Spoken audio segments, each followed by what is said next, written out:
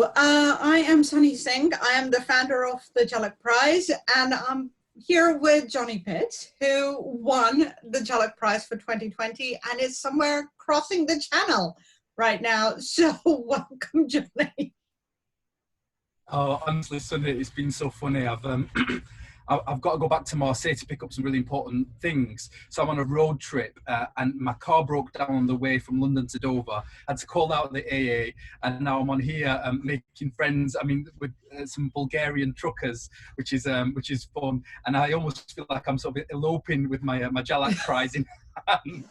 Escaping the UK, but it's been, yeah, so I've been up since like 6 o'clock in the morning, so I'm a bit of a stay, and you look very together. Well, do you know, have you had any sleep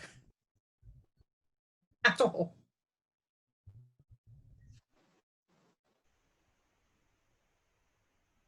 Not much at all. I mean, I got to bed at about 2 o'clock. I woke up at 6 o'clock in the morning. So it's, yeah, I haven't had much sleep. And I'm sorry if the connection's really bad. Like I said, I'm in the middle of the English channel. It's a bit mad. I love it. It's the perfect thing. If you wrote a book about travel. So I think this is quite appropriate. You're traveling. Well, yeah, and you know what? Like I say, I think what I wanted to do is look at travel and reveal communities that were sort of too often invisible in mainstream narratives. And I'm reminded of that again. You know, like I say, I'm here, and it's just me basically, and a group of maybe 100 Bulgarian truckers, people who are still having to work. I don't know for how much money, but still having to carry on, and their narratives are missing in the mainstream. So it's another reminder when you travel in a certain way of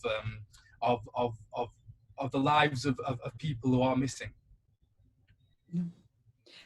And I think that's exactly what your book does, doesn't it? It puts all these people, as you said, who are missing at the center. I know you've been curating the Afropean blog for much longer. How did the book come around? How did it come about? What sort of said, this is what we're going to do? Well, to be honest, I was looking online for something about the Black experience in Europe, whether it was historical or whether it was a contemporary portrait, and I couldn't find anything. The only thing that I found, which was like a godsend, was the Afro Europe blog. There was this blog that was run by a guy, Eric, out of Holland, and then he sent an email saying, "Oh, I'm just about to shut it down, actually." And I was like, you can't close it down. So I thought, right, okay, I'm going to set Afropean.com. And then I spoke to Eric and said, I'm going to set this up. And he passed on everything to me. So Eric Campbell from Holland, I owe him so much, because he selflessly said, I'm at the end of my tether with this, and I'll pass all my details and sort of infrastructure onto you. And I also set up a Facebook page that started to grow, and through the Facebook page got some funding from ENAR, the European Network Against Racism, and that helped me. The funding that I got from those guys helped me to get a website done properly, and that's where it all began, really. When I started to travel myself, I noticed that I could call on this community of people from all around the continent who were online to tell me where to go, to put me in touch with various contacts, family members, friends, to open up these spaces for me. And I realized that that's a kind of function of the website as well. We get a lot of people contacting us saying, listen, I'm going to Brussels, where would I find a Black community in Brussels, or where would I find some stories? And we can almost be an unofficial sort of travel guide, not a travel guide, because that's kind of reductive, but help people explore a different kind of map of Europe. Yeah. I always find it strange that all the travel guides seem to miss. They're all kind of, well, most of them are about tourism and travel, but they're very much about white travel. And so things. Yeah, without saying so. Places that yeah, absolutely, seem lovely are really quite unsafe for someone who looks like me or you, right? And in different ways. And I think that's something that that travel resource that the Afropean blog is, that entire site is really important in that sense, because I think it covers a lot of these ideas, same as your book does.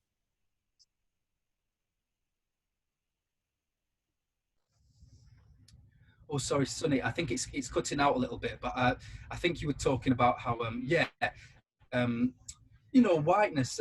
These travel guides deal with white Europe without really saying so. It's just it's a sort of normalized gaze. It's Europe as a synonym for whiteness, and so I suppose I just wanted to challenge that, and offer up other stories, and yeah, and almost be like that sort of guy that tells you where you might be safe. And what's interesting actually is that some of these spaces are actually vilified as well.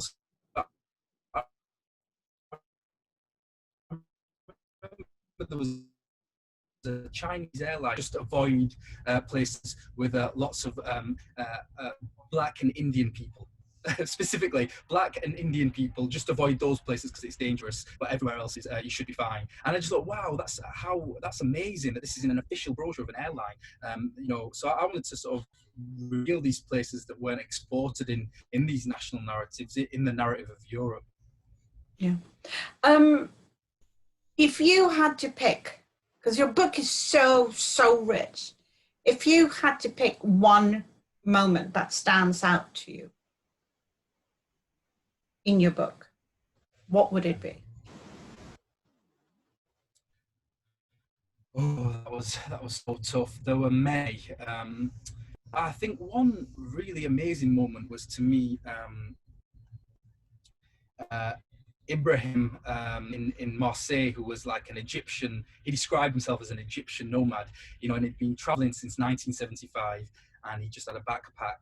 And it was the way, I mean, he disagreed with a lot of my ideas in some ways, in a very friendly way, but he was sort of like a humanist, and he thought we shouldn't talk about blackness or anything. But what I liked about Ibrahim is that he insisted upon his humanity, and he had all these things imposed on him.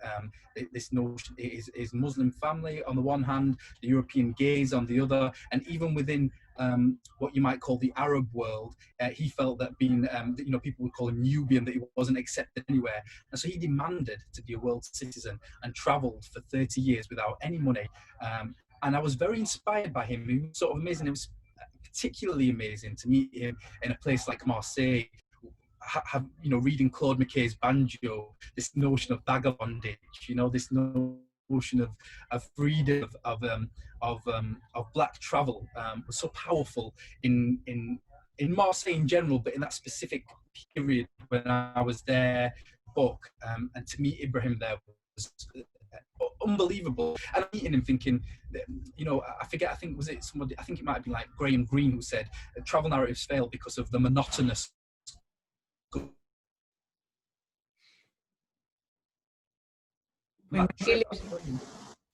When you're looking for things, things do happen. And when I met Ibrahim, it was a gift, and I couldn't believe it. I thought people might think I've made him up, but he is on Facebook, Ibrahim Awad Muhammad. You can see him on Facebook. He'd be glad to add you. I'm sure he shares all his travels and stuff.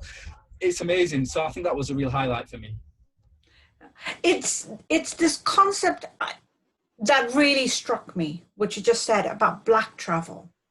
And, people of color, we are constantly pigeonholed, or we're constantly told that we travel to these places to work, or we travel as migrants or refugees. And what you're saying with this idea of Ibrahim, well, not just idea, this person, but in so many ways, you yourself, this idea of travel for the sake of traveling and learning. And of course, we have issues that are, outside issues that are imposed on us, passports, visa regimes, etc., in addition to all the other things. But I think it's such a powerful idea of freedom. And I think I wanted you to talk a little bit about your own travel experience. How did that go? Yeah, well, I mean, first thing that I want to say is, I mean, I was so emotional listening to the judges, what the judges were saying about the book. It felt like they really saw what I was trying to do, and it was amazing watching that. And I remember, you know, Roy said something about what he liked about the book is how it praised what came before. And so I didn't try to like say I'm the first person to do this, but I mentioned Carol Phillips. And actually that was what was really empowering for me, is to know that this notion of black travel sits within a kind of lineage, and that there are people from, you know, Carol Phillips to Tete Michel Pomasse, who wrote An African in Greenland, which is just, and he's another one of my heroes, where he traveled from Togo to Greenland over 10 years. And you've got people like Paul Robeson and Claude McKay and Langston Hughes. For me, what was important is to write the book and take my community with me, in terms of the community that I've got around the website, and connect with the community of people like me, but also sort of almost like retroactively engage with this lineage. And that's something for me. I felt like I wasn't alone as I was traveling, because I felt like, you know, initially it was like I described myself with a tongue in cheek as that rarest of features, the black backpacker, you know. But really that was tongue in cheek, because actually the more I learned, the more I read, the more I discovered, the more I realized that I sat in a tradition. And so that knowing that tradition guided me in terms of where I went. So that's why I ended up going to places like Moscow to connect to those histories, to the people who'd gone before me. In general, the traveling was it was a if not spiritually lonely, personally lonely. I mean, I was in a weird place. You know, I'd just broken up with a long-term girlfriend, and I felt adrift from friends and family. I write about this in the book. I felt so that I was no longer quite working class enough for my working class friends. Like, we didn't have the same kind of conversations. I mean, these are reductive labels, I know, but then I wasn't middle class enough either for sort of the scene in London, and I felt very lost and in between spaces. The whole mood of this book and of my travels were sort of a kind of liminality, and what I realised by the end of the book is that I'd found a tribe of sorts.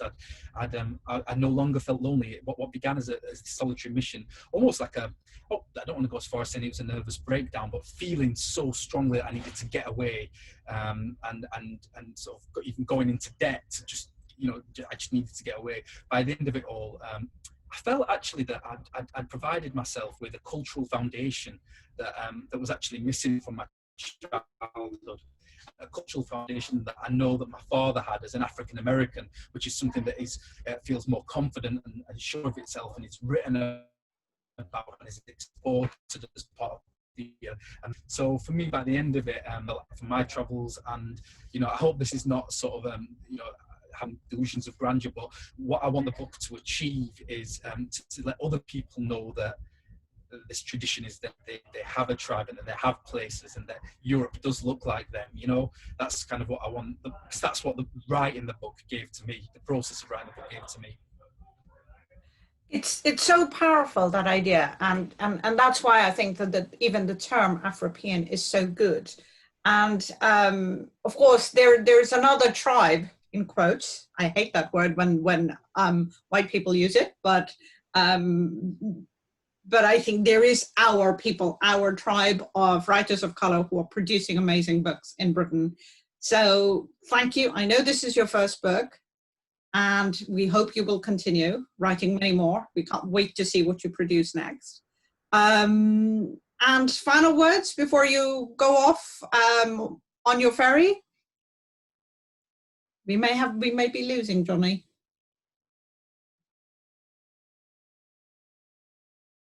Oh, I think we have lost. I think the connections got off. So I will stop there. Johny is traveling.